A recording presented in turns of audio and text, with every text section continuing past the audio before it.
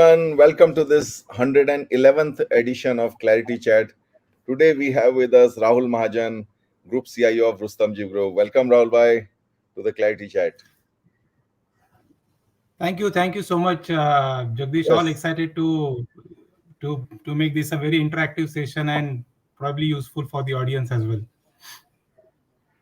Oh, absolutely, absolutely. So, Rahul's rich experience ranges from Mahindra and Mahindra, Glenmark Pharma, K. Raheja Corp, and Lodha before joining Rustomjee last year. So Rahul Bhai started from shop floor operations, and then he made bold transitions across diverse industries. And the focus was on learning, disrupting his comfort zones, and taking challenges head on. In fact, when I asked him, were you not scared changing industries from automotive to pharma? And he was like, "Kaun darta hai?" So, um, and well, as a, I mean, that's the attitude we all need to have. And as a CIO, his focus has been laser sharp on business results. He set up mechanisms to validate IT benefits and to prioritize IT demand for divisions that demonstrate value. Well, that's a very bold step, and we'll hear about it more as we get into a discussion on this particular theme of business value. Well, his biggest leadership philosophy, by now you realize, is keep trying your hands for new challenges, which is reflected in his diverse career.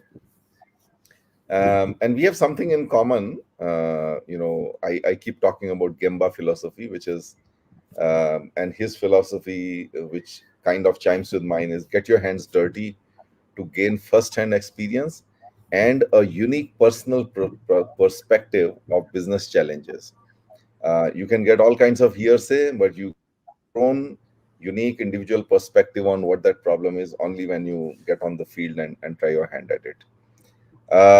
So he will share his insights about IT holistically, which can benefit everybody, both CIOs as well as the delivery organizations.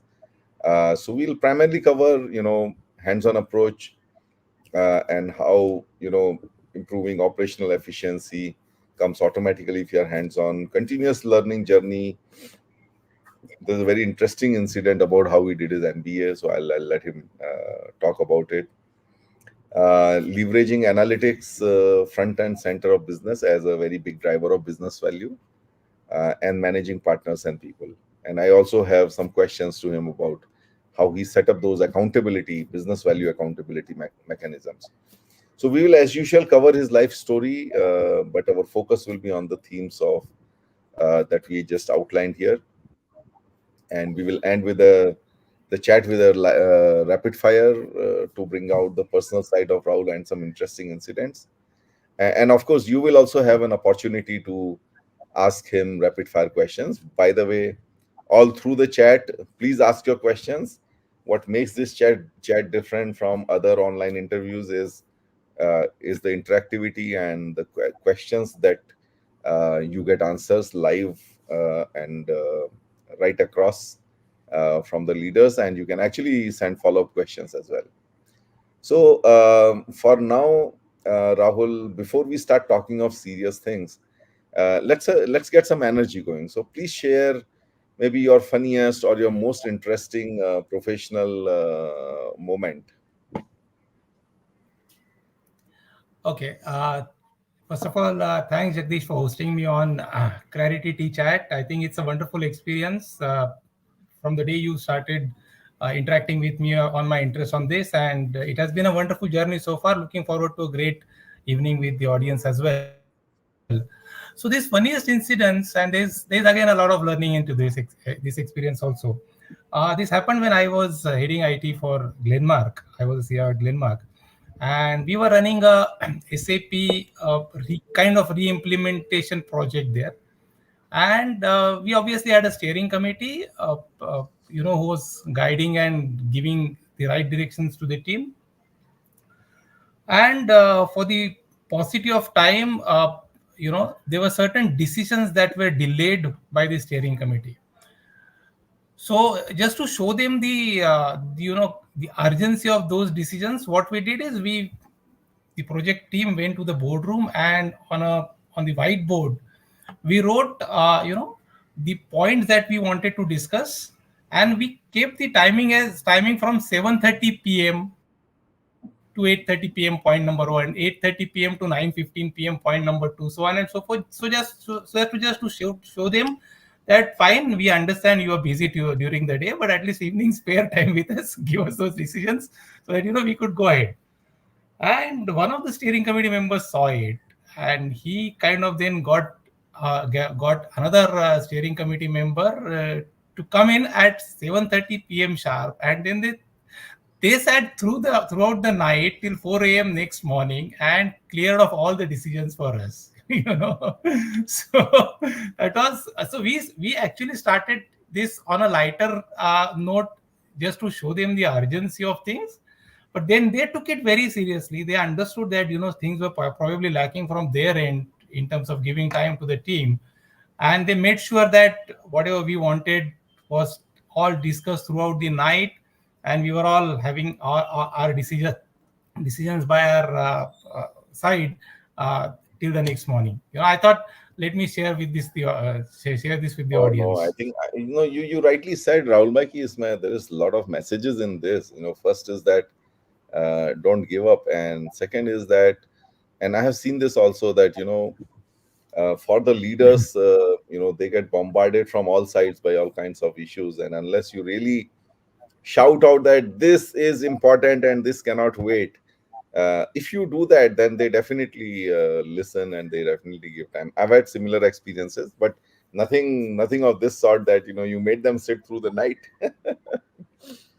uh, yeah, no, I think you gave a message in a lighter manner, and they really took it seriously and got your stuff done. Absolutely, absolutely. Yeah, yeah. So guys, the message here is, use humor, use non-conventional techniques, and you can still get your job done. Okay, so Absolutely. I can see Amrinder here. Hey, thanks Amrinder for joining. But then I also know we have many more people out there. Typically, we get CXOs, founders, IT managers, and seasoned industry leaders in our audience. And all of us know that technology is necessary but not sufficient to drive business performance. The guests on Clarity Chat, like Rahul, they have built the bridge between the necessary and sufficient with their art of managing technologies, people, partners. And Clarity Chat builds the bridge between our guests, their learnings, and with all of you who are trying to make an impact with technology. So, thank you all for joining us for the last 110 episodes and encouraging us with your interactions and support. So, while we have Amrinder here, I don't see other people. So, guys, don't make us feel lonely. Please, in your comment box of YouTube or LinkedIn, just mention your name and where you're joining from, and that sort of comes to us in the studio, and we can say hello to you. Otherwise, it right now it feels like me, Rahul Bhai and Amrinder, watching us alone, and that can be very embarrassing. Oh my God, only Amrinder watching us. Okay, so Rahul Bhai, let's continue with the discussion in the meantime. Sure. Please give us a quick 5 minute overview of your career. What are the different companies? What are the roles you played, and how each one of them sort of set you up for the next one, and how was that foundation being built as you went across? Sure. So, Jagdish, I started my professional career. I started working in 1993 after I finished my graduation in industrial engineering from Pune, and I was a campus recruit by Mahindra and Mahindra. I joined Mahindra and Mahindra in industrial engineering department in a small village called Igatpuri. Today, it's a tourist destination for a lot of tourists, but then it was a very lonely place 30 years back. Uh, I spent about 6 years at the shop floor level the last two out of which were coupled with shop floor experience, along with being a CTM for SAP implementation. Uh, Before I moved to the corporate IT in Mumbai in the year 2000, 2000, and subsequently led a lot of projects in corporate IT of M&M till about 2004, 2005. Uh, in 2005, I quit Mahindra's and I joined Glenmark as global head of IT. Uh, I worked in Glenmark for about 5.5 years, responsible for global IT, delivering IT across India, uh, Latin America, American business, Central Eastern Europe, Russia, and the rest of the world. We had a presence in about 85 countries, small or big, and delivering IT and responsible for IT across all these was my KRA. Then I switched on in 2010. I joined ClariTea Corp, which was a real estate major, which is rather a real estate major, having their presence in retail also in terms of Shoppers Stop. Uh, I worked for ClariTea Corp for 7 years, and I was responsible for the IT of the real estate division there, malls, hotels, and serviced offices. Shopper Stop, which was the retail arm of the group, the IT was managed by our colleague and our senior colleague Arun Gupta at that point of time. So lots to learn from him and during that phase as well. Um, then 2017, another shift happened when I left K-Reja Corp and joined Loda. For anybody external, it seemed that this was a transition from a real estate company to another real estate company. But fundamentally, there was a lot of difference. Raheja being 85-90% portfolio in commercial real estate was more like an annuity business, and therefore uh, the solution building and the go to market from an IT perspective to business was with that pace. However, Loda's was 100% residential, and from a numbers perspective, they do close to anywhere around 12-13,000 crores of business. And if you take a ticket size of a crore rupees per apartment, that's like selling 12-13,000 apartments a year, and at 300 working days, it turns out to be selling 400 apartments in a day. And at that point of time, the presence was sheer only in MMR region. So it's like selling 400 homes in Mumbai region in a day. So obviously, this cascades a lot of pressure onto all functions, including IT. So though it looked a same industry shift, culturally and requirement wise, it was completely a different ball game altogether. And just about 7 months back, I did my last shift, so as to say. Uh, so from Lodha now I have shifted to Rustomjee. I am responsible for the group IT here, which includes the real estate business as well as the school, for that matter, and trying to still understand what this company is, what the culture is, and obviously trying to deliver the best that I can uh, for the business here. So that's Oh, me in that's 30 years for you in 5 minutes.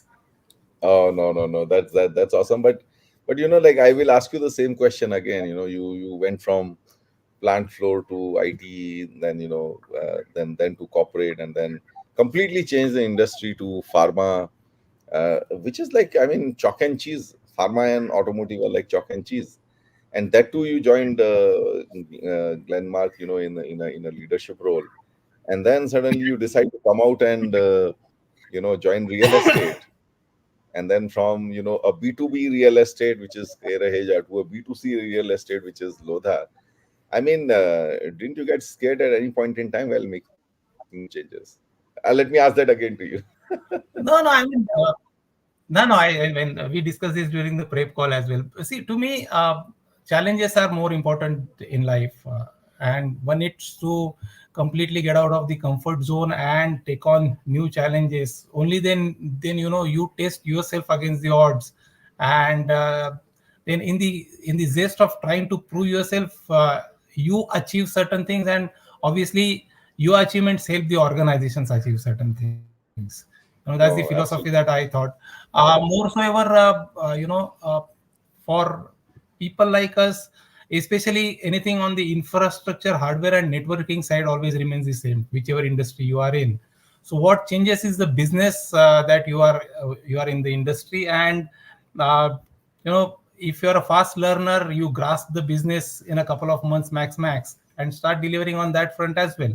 Uh, Personally, I take it more towards learning new businesses, learning new styles of businesses, learning new management aspects. Every management teaches you very different things. So I always looked at it from that perspective whenever I change the industry or change an organization. Okay.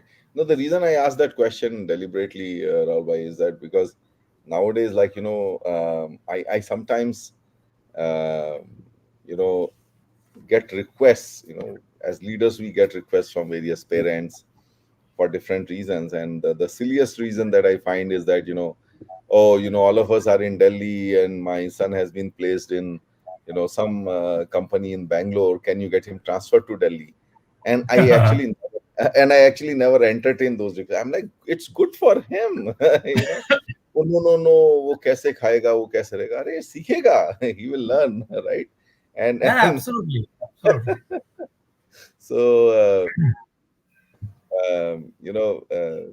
and to everybody, like, who's trying to treat your kids that way. I mean, our typical age profile is 30 plus. Throw them into challenges. Don't worry too much about them. I mean, their whole idea is to learn how to survive and how to thrive in this world. And look at Rahul. I mean, that's the attitude that we need to teach our kids. Okay, so Rahul bhai, I think the next one, and you set it up very nicely for the next question, which is, learning new industry hasn't been a challenge for you. And when I was looking at my notes from our call, it's primarily because you get your hands dirty, right?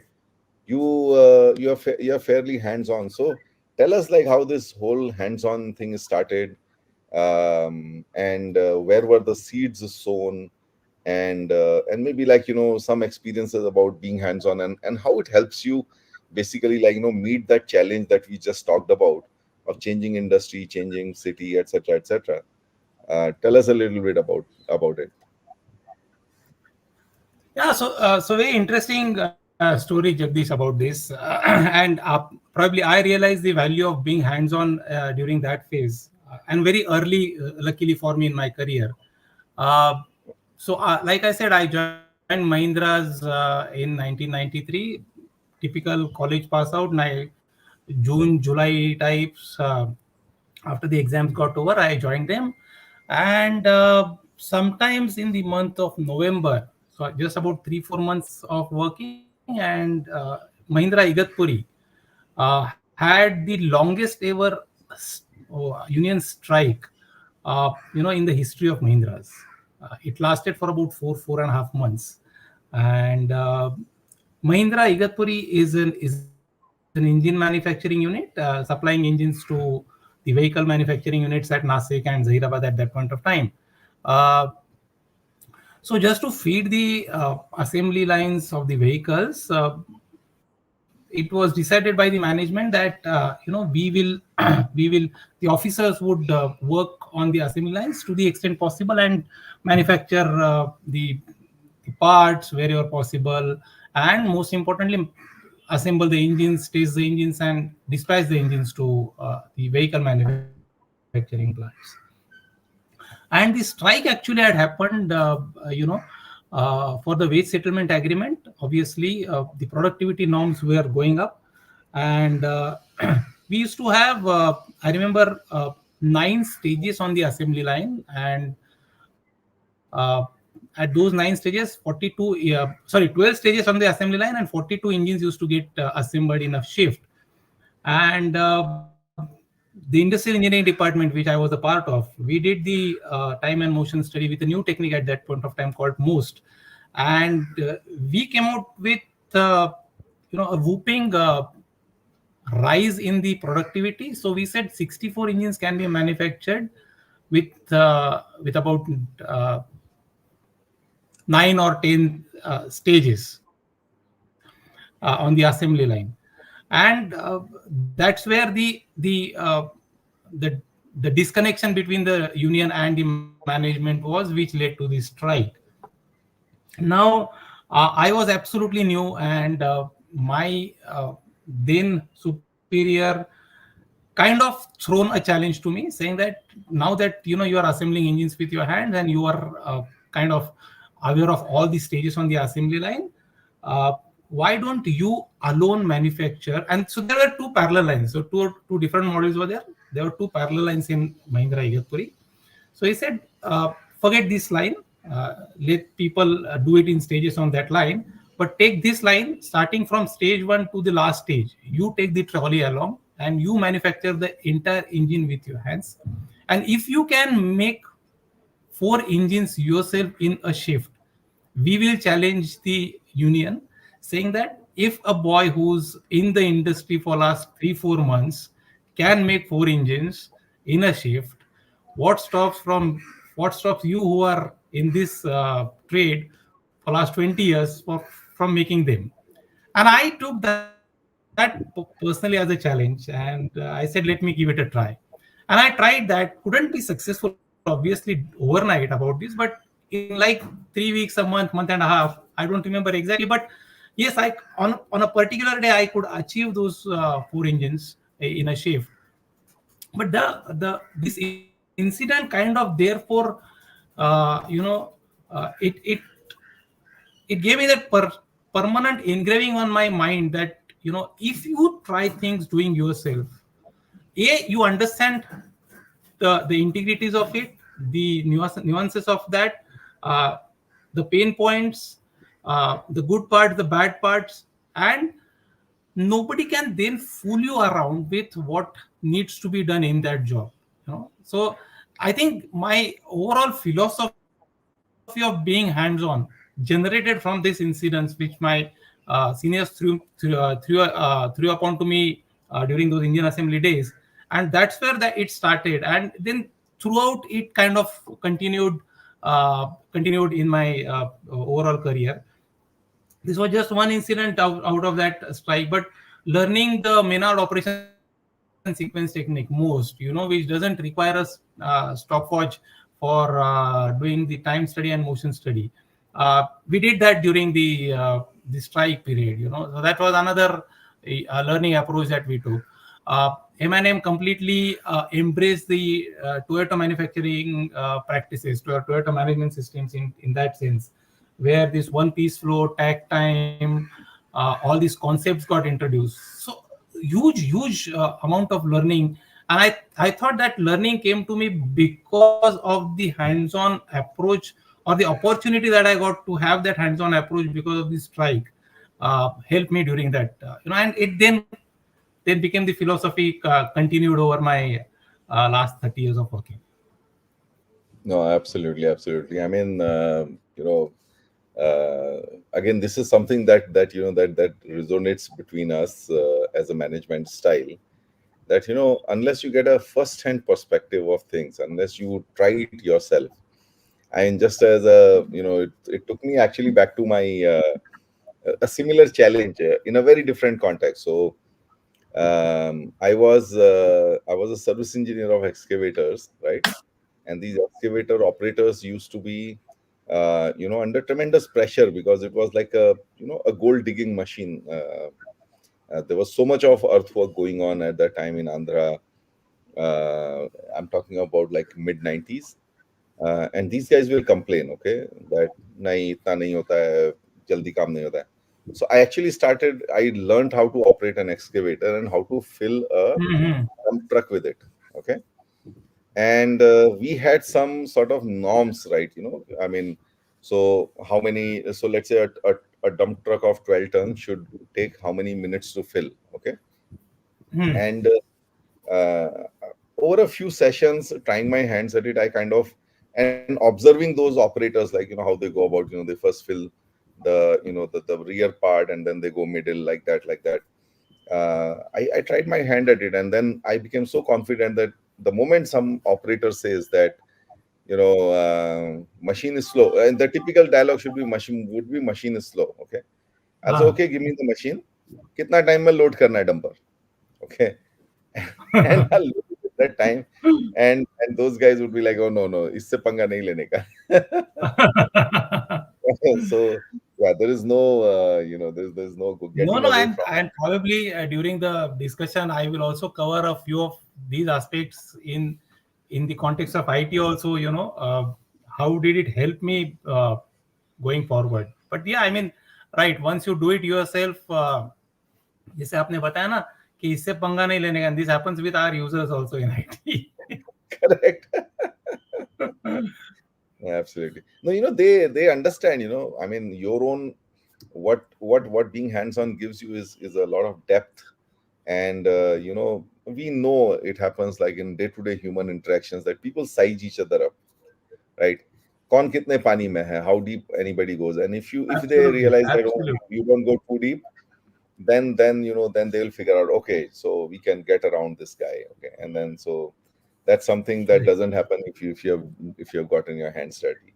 So, well, I correct. think this also sets us up for the next question very well, Rahul bhai, which is that, you know you're hands on, you understand exactly how things happen, and then when you come to something like IT, which is more of an enabler, okay, of improving these business process. Like, for example, in your case, you had to prove by doing yourself that that level of productivity can be improved. But when you extend that kind of argument to IT, we also, I mean, we also work on business improvement. Each project is supposed to deliver certain success, right? And Absolutely. that has been your personal philosophy, to focus on business success. And very importantly, what really struck me, is the accountability mechanisms that you put in place. So talk about, like, some examples of where you what mechanisms you used, transplanted from your manufacturing journey, and how you evolved on it, and how you make sure that the IT projects are not only delivered, but the success also, the ROI or the metrics also get improved on that. Yeah, sure. I think, Jagdish, I think for me, whatever I did in my first tenure at M&M has been really, very insightful. And the seeds of this question, or seeds of what subsequently transpired, again goes back to M&M days, where, so what we did there, and this was, I think, in the year 2001 or 2002, and M&M had implemented SAP in about 1997. So 4 years SAP was being used at that point of time.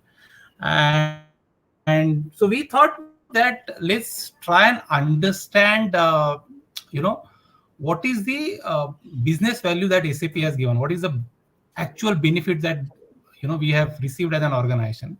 And we said we will not be qualitative in this, we'll try and quantify it. So what we did is, we did an exercise across functions, and we tried to classify the benefits under TQCD. So T is time, Q is quality, C is cost, and D is delivery. So anything that you do to when you implement organization-wide systems, though whether it is SAP, I mean ERP or CRM or anything, we had a firm belief that this would result into one of these four. Either the time has to reduce, I mean the productivity therefore has to be gained, quality has to go up, cost has to come down, or delivery, time to market has to improve.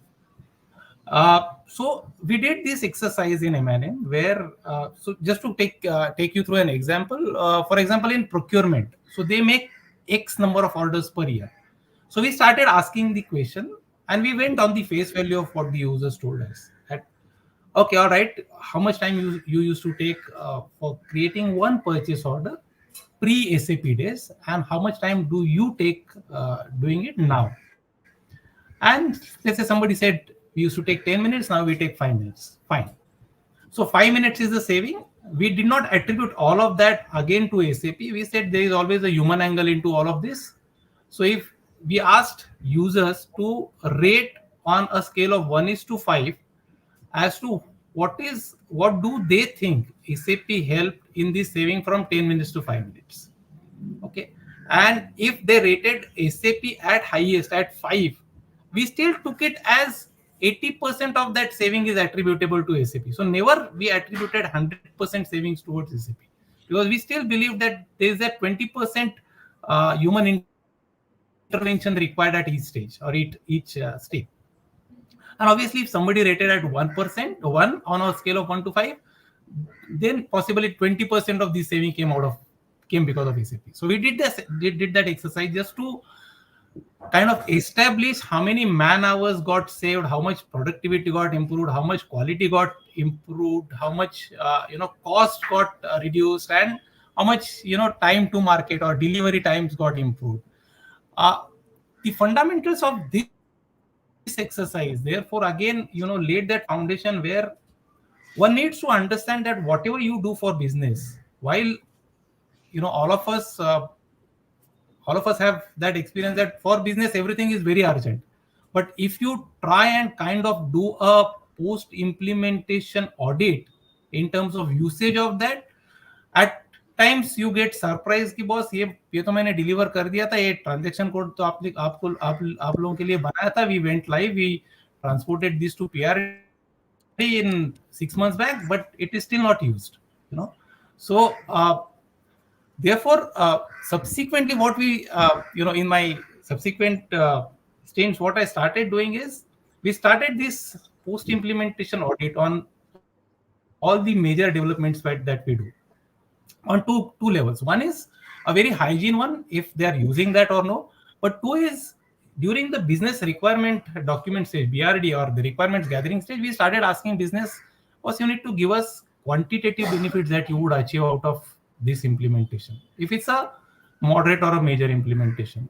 And then we used to and give me a timeline by when you think you will be able to do that. And at that point of time, whether it is subsequent after 3 months or 6 months, we started really finding out if they have achieved it or not, and started reporting that to the management. And it's a joint reporting by the business and the IT, saying that look here, we did this through IT, this is the benefit that we got. And it also kind of helped us in prioritizing. All of you will agree with me that resources or it's not that we work with indefinite resources, whether it is on development side or support side. We have to manage within what we have, and that's where prioritizing, deprioritizing, reprioritizing plays a lot of role, and a lot of CIOs I'm sure will be doing that and struggling with that at some point of time.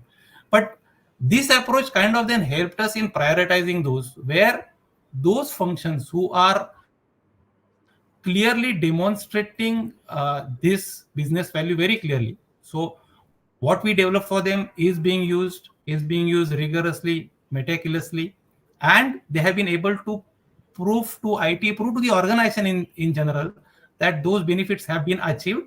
We started giving priority to those functions. So it kind of put pressure on the other functions also subsequently that, अरे राहुल भाई तो उनको priority देते हैं, but क्यों priority देते हैं जब समझने लगा, तो then they also fall in line to then start using those features, functionalities, and then in the whole process what happens is the organization got started getting benefited about all of this. So I mean, this was a very interesting thing that we started following. No, Rahul bhai, no, great example, and we can see that the grounding was like really strong, both on being hands-on as well as the accountability mechanisms.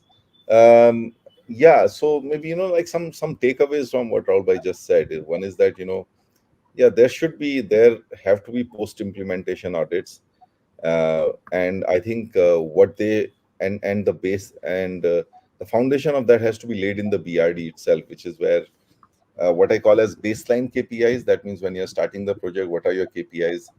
They need to be there, and what kind of improvement you are looking for beyond. I mean, after a certain period. And then the most important takeaway I think from this discussion is that if you do not want to be taken for granted, as IT. As IT, we typically get taken for granted. I actually call IT as like the Indian mother. Like, where as long as she's working, nobody really has too much I mean, nobody really recognizes the contribution. But the day she falls ill, something breaks down. The whole household, like, starts crying, and things go out of routine. Kids don't reach office, and like that, like, in the organization, something will stop and all. And that's when you realize the importance of IT. But I think we have to make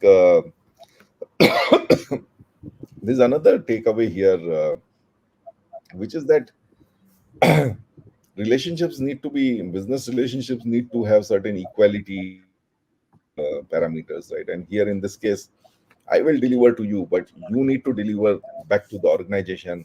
And as long as that equation is clear, you get my priority. Otherwise, I give priority to people who basically deliver on their commitments. I think this actually puts you in a fairly equal footing, isn't it, Rahul? Absolutely, absolutely. Okay, so yeah, Rahul, I think you have lots of good foundations. So your third good foundation has been the learning part of it, right? Learning continuously. Tell us about your MBA stretch, and then afterwards, like, how you have kept up, how you have kept pace, and 30 years later you're going strong. I think that was the smartest decision that I have ever taken in my life. As far as learning is considered. So I passed out my industrial engineering in 1993, and like I told you, I joined Mahindra's through campus, and I worked for 2 years, and then probably realized, in the peer competition, I need to be more. I need to be more educated, not only from the perspective of growth, but from the perspective of knowledge and wisdom that education gives you. And I was at a place. I was at Igatpuri, like I told you, and somewhere I had that inspiration or desperation, whatever you call, to go back to Pune, where I belong to. And at that point of time, there was no centralized examinations for the postgraduate. So I appeared for uh, the entrance exam for my MBA in under the Pune University, with a ray of hope that possibly I could return to Pune. 2 years of working, I had sufficient funds to sponsor my own education. Uh, Good or bad, in the hindsight, now good. What happened is I didn't do good enough to get into a college in Pune, but did decent enough to get into a college in Nasik, which was closer to Igatpuri, about 40-45 kilometers. Uh, and which was affiliated to University of Pune still. So I got into this, got this admission in this college in Nasik for my MBA, and the challenge was it was a full-time course, and since it wasn't in my dream colleges or in dream city, I was in a double mind what to do, whether to quit job and stay in Nasik and do my college, or do the job and let go my admissions. And I discussed that with my superiors at M&M. And M&M, being M&M, very proactive for people management, they supported me big time. They said, any which ways, you can work in the second shift, which starts at 3:30, and my college timing used to be 7:30 to 1 in the morning. uh, so they allowed me, to work in second shift continuously for those 2 years, 1995 to 97. And that's how I could do a full-time MBA with a full-time job. Very struggleful days, I would say, because I used to stay at Igatpuri, which was 45 kilometers away from Nasik. My college was in Nasik, and the college timing was 7:30 in the morning. So I used to leave Igatpuri at about 4:45 in the morning, take a 5 o'clock state transport bus, land up in Nasik at about 6:30 or so. At the CBS, have a cup of tea, then walk up to the college, which was about a kilometer away from the central bus stand. Uh, do my college from 7:30 to 1. There was a mess just opposite the college. I used to quickly have lunch there, and I used to, get into the company bus which used to ply between Nasik and Igatpuri at about 1:45 2ish to reach my workplace in Igatpuri at 3:30. And 12 o'clock my shift used to end in the night. Uh, go back to my you know bachelor's accommodation and crash at 12:15. So that used to be the kind of the schedule for the day. And then again the next day starts at 4:45 in the morning. I used to sleep Right, heavily right. during the travel. uh, but that helped because once I completed my post graduation, and coincidentally that was the time when M&M was going in for SAP rollout at Igatpuri. Having completed my PG helped me kind of get into the core team at M&M for implementation rollout. And yeah, I mean that is where I thought how learning or continuous learning, again learning by itself, that how continuous learning or staying updated or taking newer knowledge helps you kind of helps your growth in the organization or in personal life as well, so that's where it all started, Jagdish. Oh no, no. This is like, I mean, I haven't heard, this kind of a case before where, a full-time MBA and full-time job are going concurrently, and the full-time MBA in A shift and the full-time job in B shift. This is really inspiring, and thank you, Rahul bhai, for sharing it. I don't know how many people know about this, but this is something that's worth talking about or getting inspired from. And the commitment, the hard work, and what it takes. And I think there is a philosophy I tell many people, Rahul bhai, just like a side take, in that the world, you generally we look at the world and our life in terms of ors. Either I can do this or I can do this, right? Either I can work or I can enjoy, right? Either you know either I can be married or I can be happy. Just not all of them. But I think this is the and I basically tell people that the world should be of and, you know I work and I enjoy, right? I am married and I'm happy, so it should be a world of and I think this is a very good Absolutely, example completely of that. agree with you, Jagdish. And all it takes to create to shift our mind from or to end is the brain that God has given us, and of course the help from our ecosystem, but we have to go and ask for it. We have to go and ask for it, yes. And to my experience, right, uh, if you are logical in asking what you are asking for, the person opposite understands your situation, understand your circumstances, and will extend all the possible help that he or she can. I have several experiences of this nature. But the most important thing is you need to be open enough to ask for help. I Correct. Yeah. think half of the battle is won there. Most of the times we preconceive ourselves thinking that yaar मैं जाके कैसे पूछ लूं यार, this is maybe this is like stupid asking this question, but it may not be a really stupid question asking that question.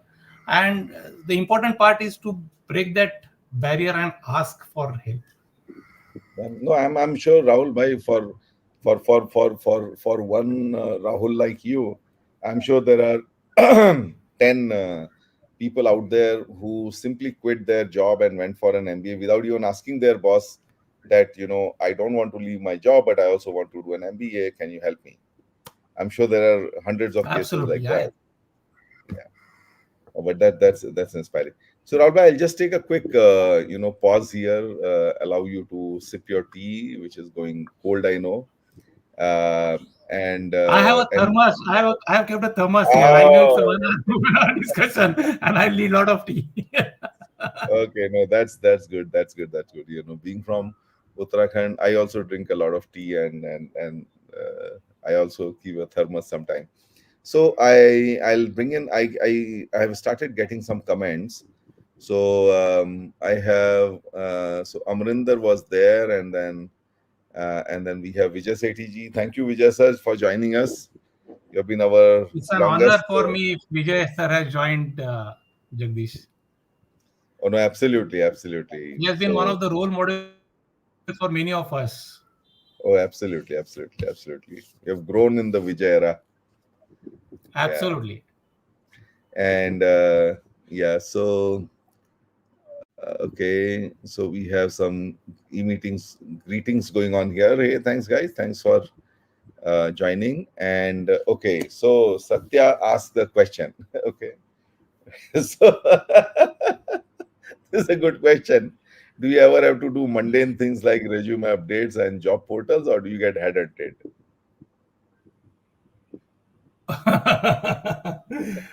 uh, well, I think this is where I am kind of reactive always. Uh, so I've never, I have zero presence on job portals, and it's always that I have got headhunted. But then yes, I mean, Satya, to answer your question, I still need to update my resume post somebody headhunts me, because I don't keep it updated at every point of time. And it becomes actually a tough task, because typically the frequency at which you need to update is like after 3 years, after 4 years, and then you need to really recall what I have done, business value addition that I have done in the last 2 years, 3 years, 4 years, and then write that on your resume becomes a tough thing. But yes, I mean, this is always very reactive. Only after somebody headhunts you and asks you for your profile, that's when you need to update that.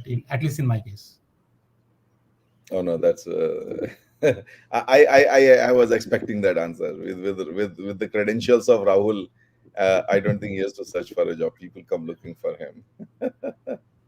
Okay, so I Thank you, see a Jagdish. question from Amarinder, which I'll bring it logically at a point in time. I remember I kind of realized we are 12 minutes away, so Rahul bhai, so we need to get into a mode of rapid fire now. Okay, so so Rahul bhai, yeah, Sure.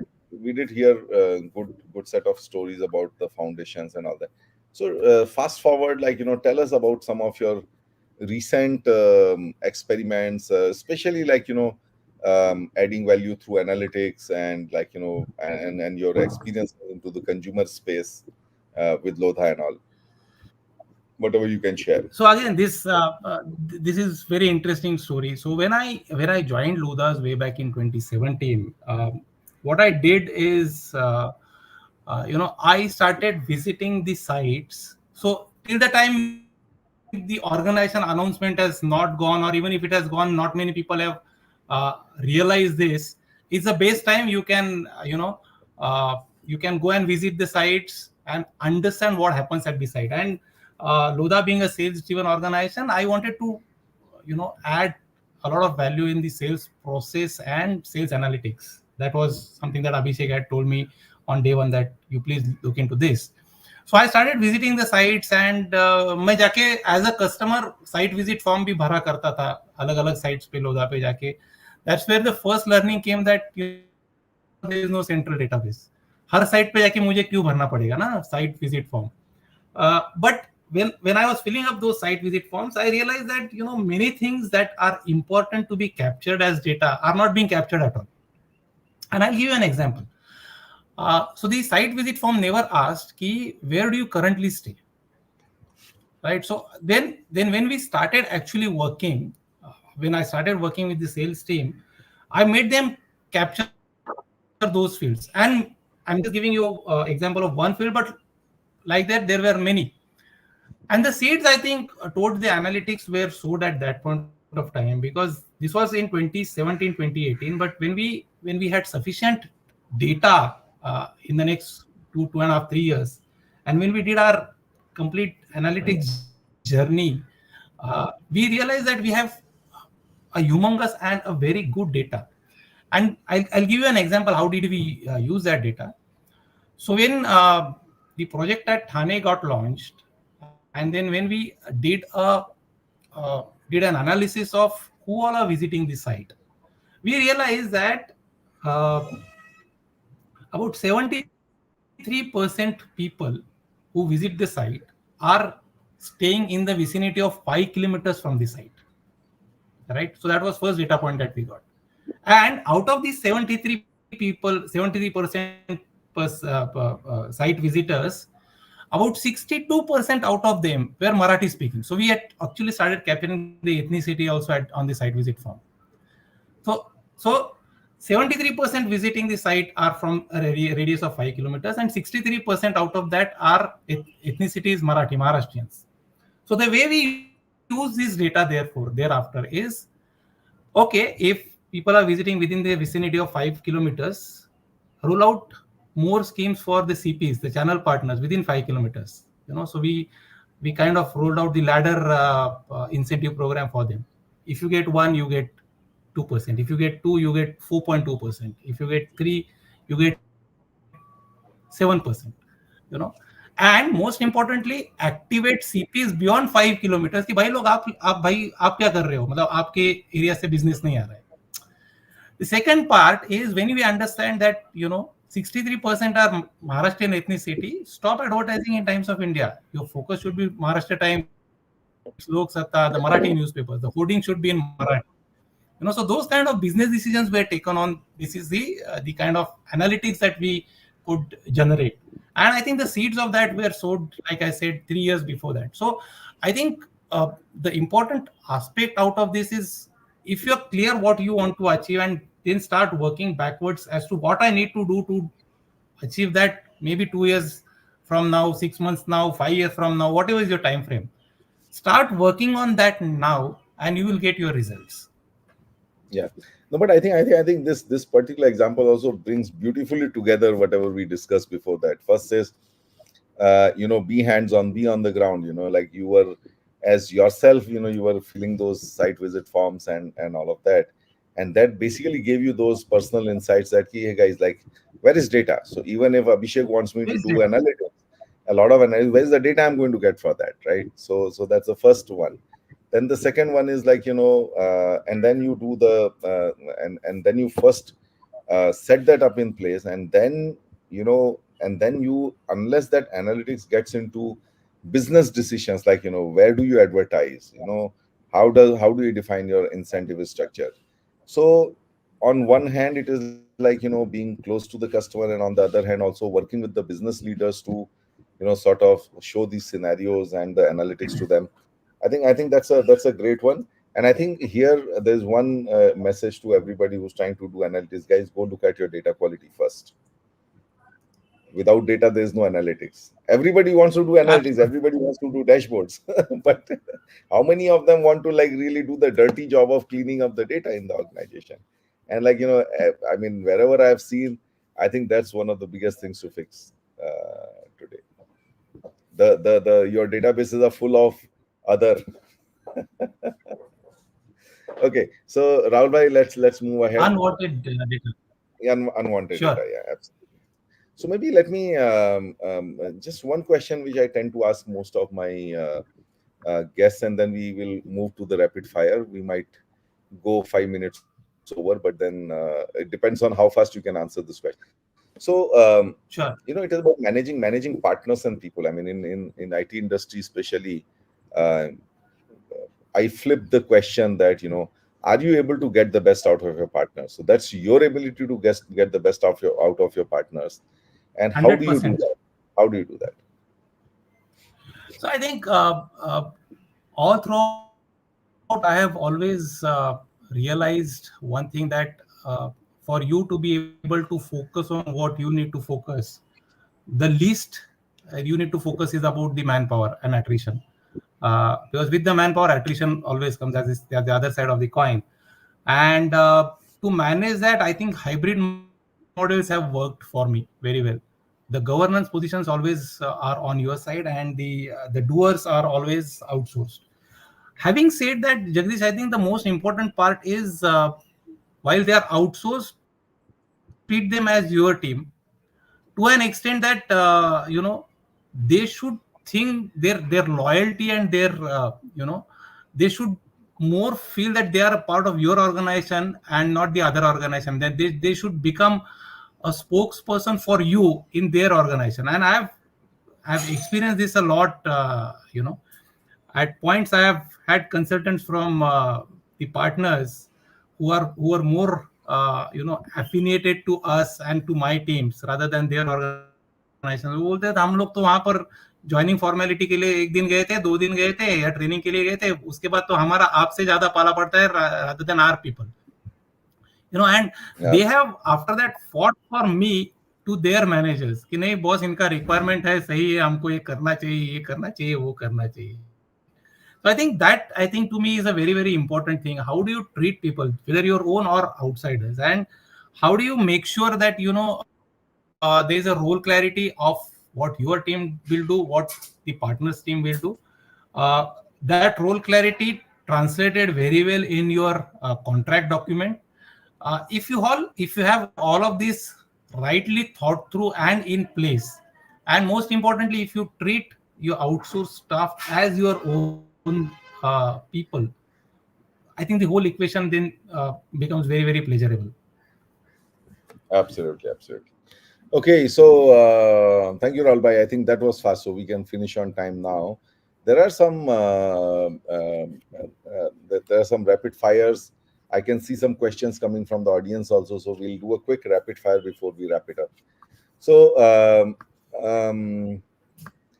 there was one unique FDA achievement that you had. Can you just quickly talk about that in Glenmark? Yeah. So in Glenmark, while we kind of re-implemented SAP, we took very bold step to do a lot of things which typically are not done on the ERP. So in pharma industry, there is something called as potency calculation. So when you take a batch, there are APIs, which is a drug that actually cures you, and then there are excipients and add-ons that go for binders and sugar and stuff like that.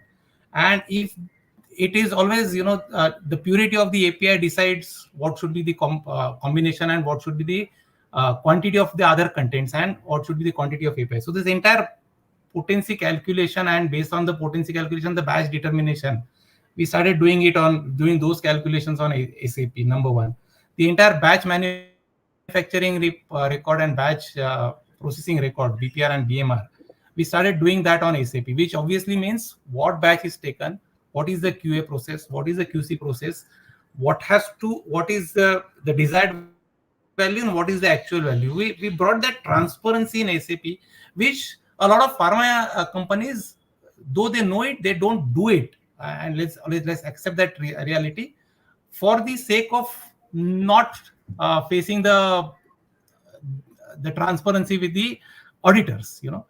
So I remember we had one USFD audit in Baddi, and one Mr. Mark, I am forgetting his last name. He was a champion on IT systems as well. So he came for that audit, and he was known to be a notorious auditor. Even if there is one small here and there, he will give you a 483 or at least a notification to that effect. And he kind of did the entire audit. And when we told him that our BPRs, BMRs, and potency calculation and everything is on SAP, he was extremely happy. He said, I don't want to see any papers in that case. Show me everything on your screens. And we completed that entire USFD audit, showing the results on the screen, and passed through without any single notification or a comment or forget 483s. Wow, wow. That's a big achievement. Okay, so now Yeah, let me yeah. bring in, yeah. Let me bring in some questions from the audience. So Rahul, Amarinder had this question.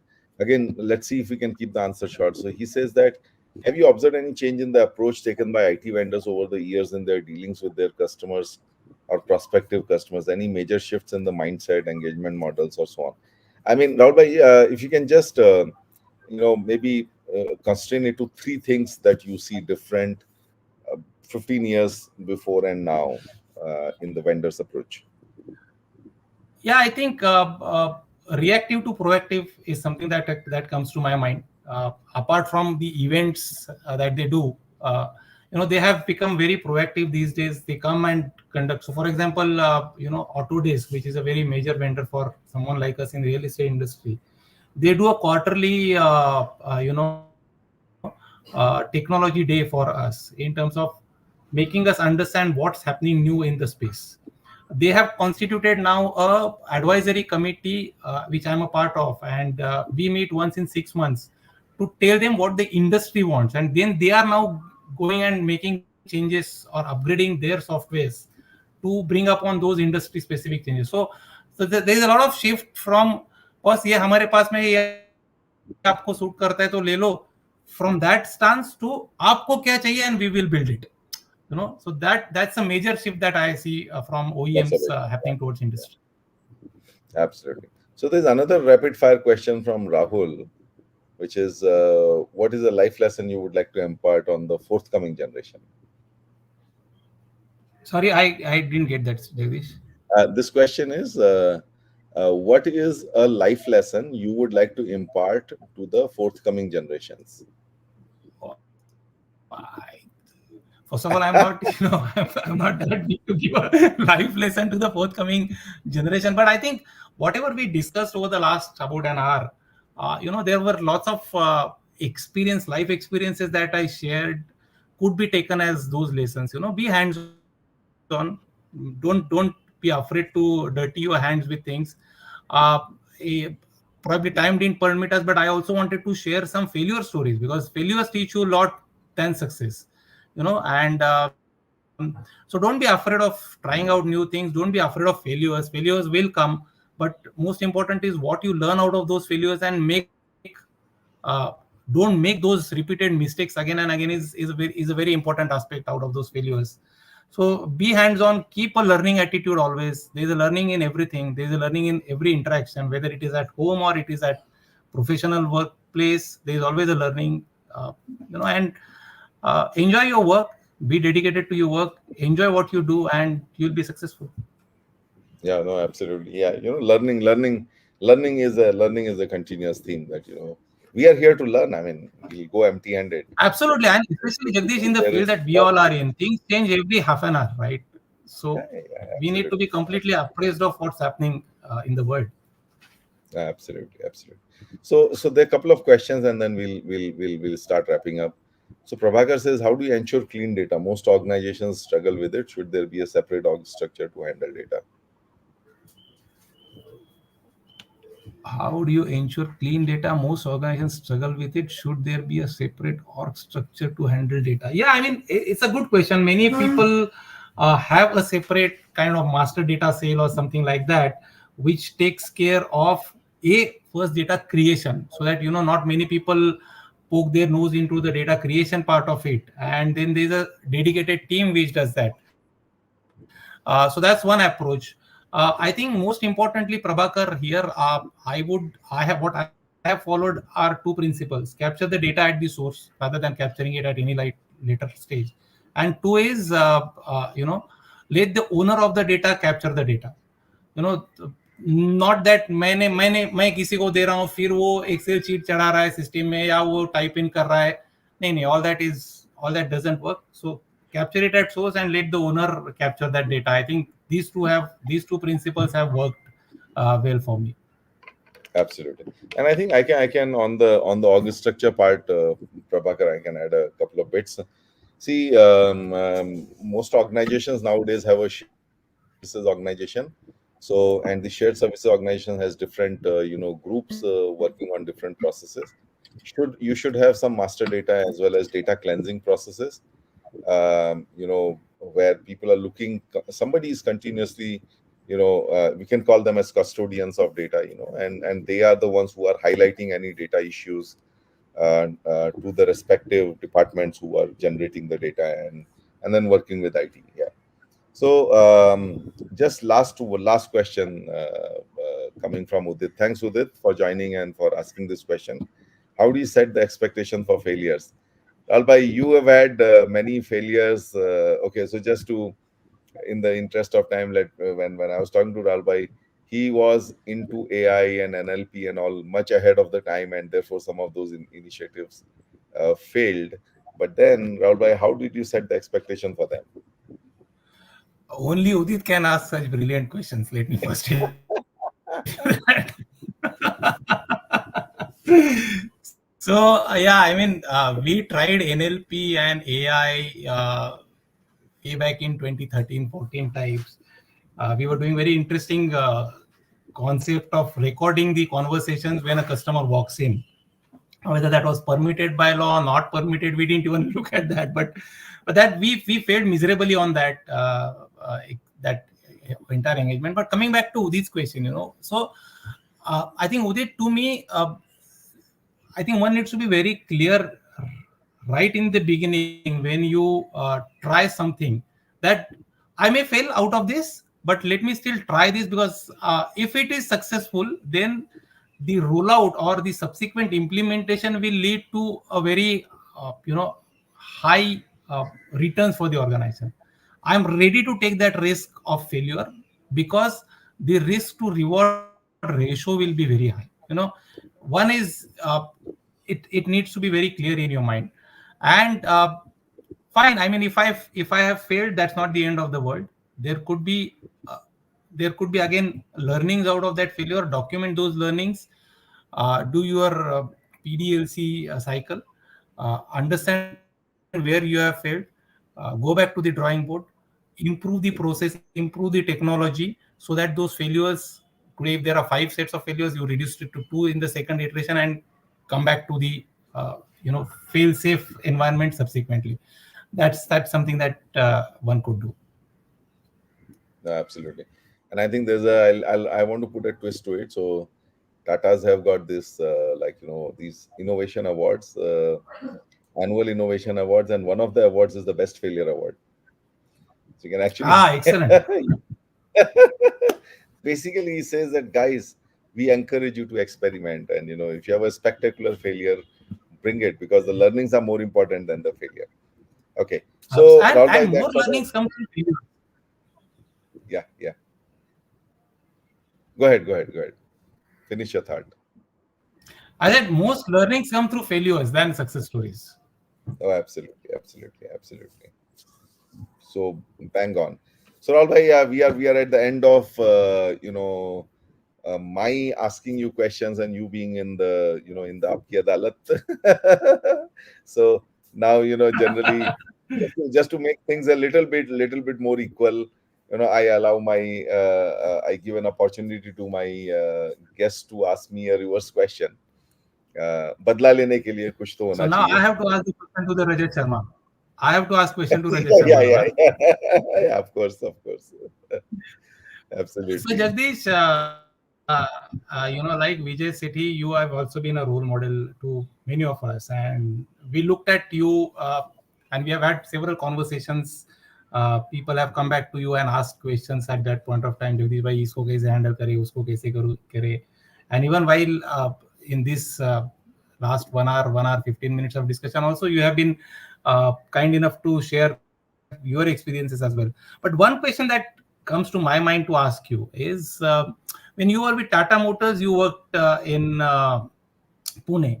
Before that, you said I think in Jamshedpur, if I heard you correctly. Jamshedpur and then Thane, yeah, Thane, Hyderabad, yeah. Jamshedpur, Thane, Pune, and then the later part, you shifted to Bangalore, right? Uh, to me, different geographies have different cultures, and how do these different cultures affect your working? Whether it is decision making, whether it is dealing with people, whether it is dealing with vendors, partners. Do you first of all feel that there is a difference of work styles one needs to adopt in different geographies? And if so, what would it be? I think it will be Yeah. enlightening for us, all of us. So Rahul, I think that's a great question. Let me see if I can shorten my answer to it in the interest of time. Um, so there is definitely a difference, and that so what I typically try to do is, like, first, like, observe what you see, and then you absorb it. Observe and absorb. Then you absorb it, like, where are these differences coming from? Okay, just to give you an example, Bangalore is a relatively laid back culture. Nobody disturbs anybody on weekends, and like Pune, we had 6 days a week. So the so sometimes the differences are not so much just because of the city, but also because of, like, the genesis of, like, what happens there. Like, for example, Pune is a manufacturing city, right? I mean, everybody here has 6 days a week. Even if you have 5 days, the sixth day, like, people do some work and all. Bangalore is like, all kinds of GDCs there. All the MNCs work there, so it has got a fair amount of MNC type of culture. And if I really see the pubbing culture in Bangalore, a lot of it actually comes from there. Like, in these US, Europe, Australia, those countries.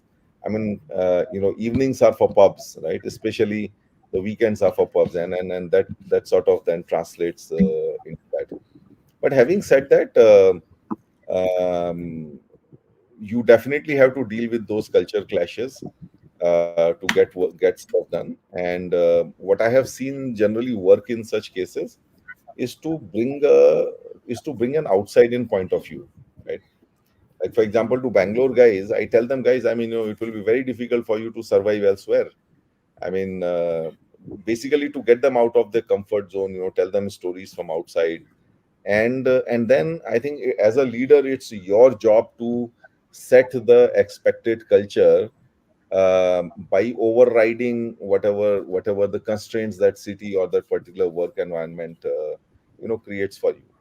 I mean, I had tough time creating a sort of a very, you can say, dynamic culture in Pune, because we were operating inside the Pune plant, right? And then we said, okay, no Correct. problem. We'll break some Correct. rules. We'll break some rules. We'll take things outside of the plant, and do something. So then we worked around, and then we figured out that, what, these are challenges which are not unsurmountable, but they are definitely there, and they are tangible. Yeah. Yeah, great. Okay, thank you, Great. Rahul bhai. We are like almost 13 minutes over here, and this is one thing I get bashed up from my audience whenever I run the feedback surveys and sessions with them. Hey, Jagdish, you need to learn how to be on time. But I think when I look at these questions coming from the audience, I'm like, do I want to skip any one of them? And I said, no. Okay, I'll take that beating. But thank you, Rahul bhai, so much. A quick wrap up. So we went through the very, very good foundational experiences of Rahul, and which are timeless. Like, for example, being hands on, focusing on learning, treating people as equals, creating success regardless of the organization, and bringing accountability to, to the organizational, what do you call, or to the organizational results, of which all of us should be converging on. I think those are, you can say, principles which, like, which stand the test of time and which create success. And I must tell everybody, for yourself as well, as when we are trying to protect our kids, throw them challenges. I mean, Rahul was like so matter of factly when he said, yeah, bring it on, bring challenges. I'll be hands on, I'll learn, and I'll be able to overcome that. And I think that's a very good cycle. Take a challenge, get hands on, learn about it, and then you are able to manage it. So thank you everyone for so many questions, and the interactions. And thanks, Rahul bhai, for being for communicating your story as well as the principles in a great manner. And all of you who are going to be watching the recorded version over the next few days or weeks, we thank you as well. And before I close, thank you, Rahul bhai, for being on the chat and sharing your experiences. No, no, wonderful experience, Jagdish. I must first of all thank you, thank Vinay, who was coordinating the entire backend for this, and it has been a great experience being on Clarity Tea Chat. Learned a lot during this interaction, not only today but during this whole process from you and Vinay. A wonderful experience being here today. Thank you, audience. Thank you for your questions, very insightful questions. Uh, Vijay ji, thank you for your presence. It motivates us as always. Friends like Udit, Chitranjan, Amarinder, thank you so much for being there for us. And it was wonderful session, Jagdish. Thank you once again. Yeah, by the way, Chitranjan had requested us that you should bring Rahul in. Oh, okay. Hey, We work thank you. Thank together. you, everyone. Thank you. Bye Thank you. bye. Thank Have you a so great much. weekend. Bye bye. Bye bye.